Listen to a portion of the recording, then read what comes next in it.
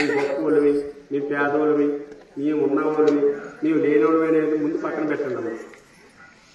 మనందరం ఒకలాగే పుట్టాం, మళ్ళీ ఒకలాగే పోతాం. స్పెషల్గా పుట్టలేదు, స్పెషల్గా పోవాలి. అది మాత్రం దృష్టిలో పెట్టుకోండి. ఎందువల్లంటే సాటి మనిషిని ప్రేమించలేరు, భగవంతుని ప్రేమించలేరు, కన్న పిల్లలను కూడా ప్రేమించలేరు, ఎవరిని ప్రేమించలేదు. తల్లి ముందు ప్రేమించడం నేర్చుకోండి. అంటే వాళ్ళని ఆప్యాయంగా చూడడం నేర్చుకోండి. మీకుంటే మీరు బంగారు పల్లెల్లో తినొచ్చు, లేనోడు వెండి పల్లెల్లో తినొచ్చు, ఇంకా లేనోడు ఇతర పల్లెల్లో తినొచ్చు, ఇంకా లేనోడు మట్టి కుండలో తినొచ్చు. కానీ దేనిలో తిన్నా నిందేది కడిపే. అర్థమైందమ్మా? ఎండి పల్లెల్లో తింటే ఎక్కువ రాదు, మామూలు పల్లెల్లో తింటే తక్కువ రాదు.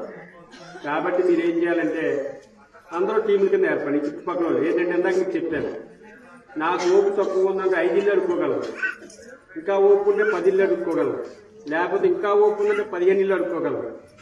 కానీ ఆ స్వామి యొక్క శక్తి బట్టి ఎంత దూరం అయితే ఆయన చూపు పడుతుందో అంతా కూడా బాగోదమ్మా. ఆయన బాగోకపోతే ఆయన బలిష్టంగా తయారయ్యారనుకోండి, ఆయన యొక్క అనుగ్రహంతో చుట్టుపక్కల అంతా డెవలప్ అవుతుంది.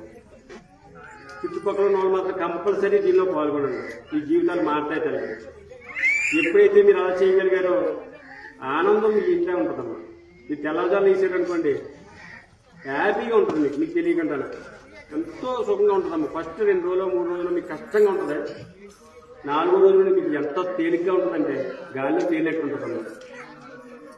మన రోగాలకు కారణం మన ఆహార అలవాట్లు, మన నిద్ర టైములు తేడా. అదొక్కటే మనల్ని ఈ విధంగా తయారు చేసింది.